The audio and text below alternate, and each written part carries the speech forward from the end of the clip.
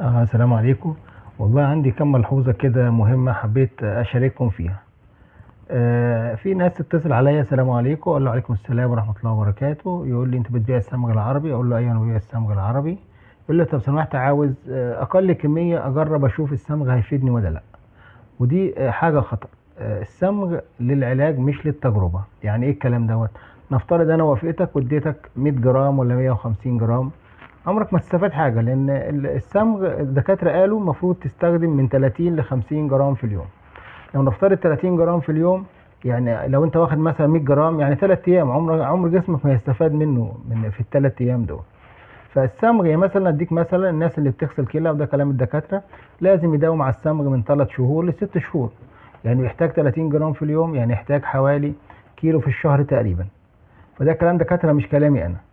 وانا بقالي 12 سنه ببيع الصمغ العربي، وفعلا الناس اللي بتداوم على الصمغ بتستفاد منه. انما الناس اللي بتاخد يومين ثلاثه بيروحوا يشتروا العبوه الصغيره اللي هي 150 جرام ديت، على اساس ان هو الصمغ ده سحر. لا، هو الصمغ فعلا مفيد، بس لازم تداوم عليه عشان تستفاد منه كويس. فدي ملحوظه مهمه. الصمغ تاخده الكميه حسب المرض، فدي ملحوظه مهمه.